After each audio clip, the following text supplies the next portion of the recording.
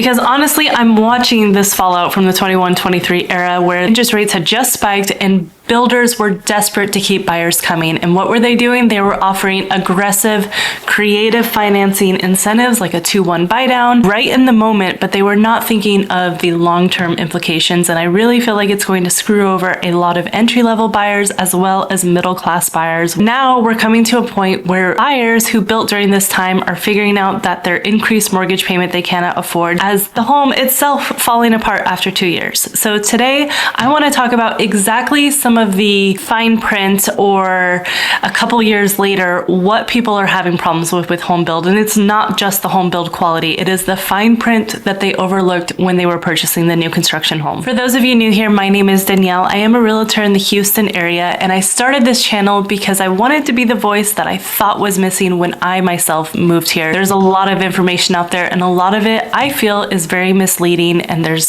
so many gaps in it. So I try to be the friend, the voice, the expert I wish I had when I moved here several years ago. All right, so the first one I want to talk about, because I was just thinking about this earlier this week, is the 2-1 buy down that a lot of builders initially started offering during the 2023 to 2025 time. And I'm sure you heard it time and time again. Just take the 2-1 buy down and refinance later when rates go down in a couple of years. Date the rate, marry the house. You'll save money and refi before the payments even kick in. So yeah, it's 2 years later and rates didn't drop. In fact, in probably many cases, they're worse than when you bought. So here's what's happening is a good portion of people in 21-23 bought with the 2-1 rate buy down, the amazing incentive from the builders where basically year 1, you have a 5% interest rate. Year 2, it goes up to 6%. And then year 3, it drops to whatever the interest rate is at that time. And now in year 3, boom, you're hit with a 7% rate. And on a $400,000 house, that is more than a $500 a month increase on your mortgage payment. And now I'm going to tell you why this is probably going to end up being a problem for some, and we're going to start hearing about this a little bit more. The good news is most lenders qualified you for the 7% interest rate when you got the mortgage. So even though they are offering you 5%, technically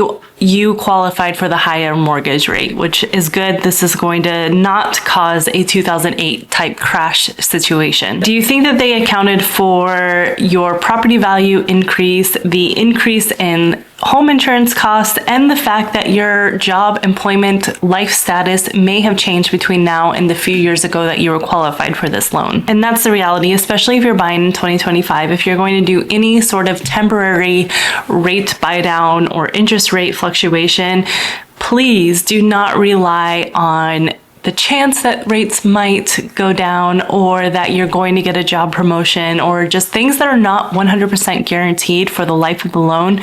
Do not do it, because now we are seeing 2 years later, a lot of people were certain rates were going to go down. Just assume that if you cannot afford the house without any incentives, especially to the interest rate, then you probably cannot afford that house in general, and it is a big risk. All right, so now let's talk about Houston's best kept secret, property tax increases. If I had a penny for every time I saw on Facebook groups or Reddit forums, why did my property tax bill double after 2 years? I'd have a lot more money than I do now. But anyways, I'll tell you why. It's because your lender, the builder lender, straight up lied to you when they did your closing cost estimate. Okay, they didn't lie, but they definitely did not give you the full picture. When you first closed on your home with a builder, more than likely, at least half the time, your closing costs and tax estimate was based on the land value of the home, not the home itself. The lender also manipulates it so that you are within your ideal monthly payment initially, and that's all fine and well, but after 2 years, when the assessed value comes in and the property taxes you're paying are way lower than the lender told you it would be, you come back with a shortage, and then your bill raises $800 to $1,000 a month.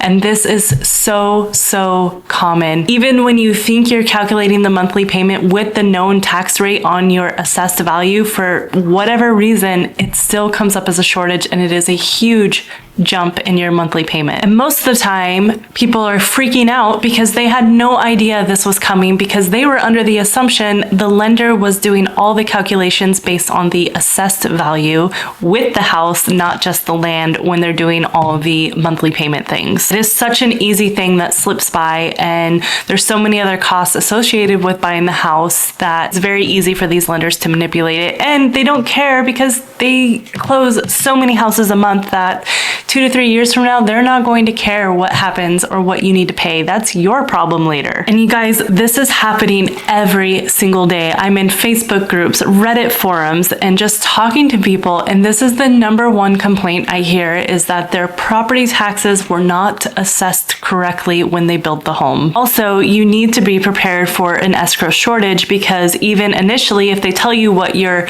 long-term monthly payment will be, initially it is going to be smaller because they're only going to be doing the first couple of years on the land. So there will be that increase in your taxes on year 2. So no matter what, just be prepared for that. Do not assume that the payment you get initially is going to be your payment forever. Another hidden cost that comes up with owning a new construction home here that a lot of people were not expecting is insurance. A few things to keep in mind when it comes to property insurance here is, number one, Texas leads the nation in weather-related events, especially with insurance claims. I mean, we have hurricanes, floods, hail, freeze events, you name it, we'll probably have it at least once a year here of some sort of weather event. A lot of major insurance have pulled out of Texas, or they are raising the premium so much. I have a new construction home, but just even as an existing homeowner here in Houston, I have also felt the insurance rates. In 2022, my policy was $3,371. Then it was $4,244 in 23, and this year it is $4,952. So as you can see, over the last couple of years, it has raised more than $1,000 a year. That is definitely something people need to consider when they are buying a new home here. So think about it. If you had the 2-1 buy down and then you had a property tax increase at year 2, as well as property insurance increase, what do you think is going to happen in the next several months with all these people who bought? Cheap homes is definitely a thing here. There is supposedly a housing shortage, but here in Houston, we have tons of land and low barrier of entry for production builds. I mean, we have the lowest codes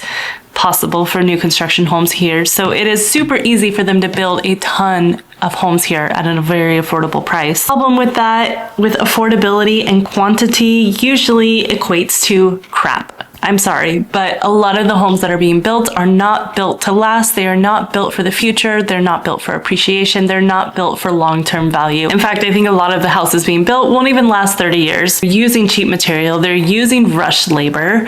And what you get is a home that barely passes code that they can sell you. I scoured the internet, Facebook, my own personal buyers, Reddit forums, and there's a lot of HVAC issues. We've had a ton of lawsuits around mold, things not being sealed properly, had a lot of problems with foundations. So there's so many issues that coming with these new construction homes, and it's coming at a cost to you. So I would really, really recommend, especially if you're going with an entry-level high production builder, to get a third-party inspector and to use someone to help you buy a home to make sure you're making the best decision possible. I don't want to scare you guys and discourage you from new construction, but there are a lot of gimmicky things out there that nobody talks about. Now, of course, I'm only talking one-sided of things. There are a lot of great things about new construction too, and there are a lot of great builders out there and great communities. But I definitely want to be the voice that warns you of the things that nobody talks about, and to make sure that when you're looking at your escrow balance and you're looking at your closing costs and you're looking at your loan terms, that you understand that's only the first year. At year 2, things are going to change, and a lot of people just don't warn you about it. Anyways, if you found this video helpful, please like and subscribe, as it helps the algorithm know that this is good information. And as always, thank you so much for watching. I truly do appreciate it, and I will see you next time.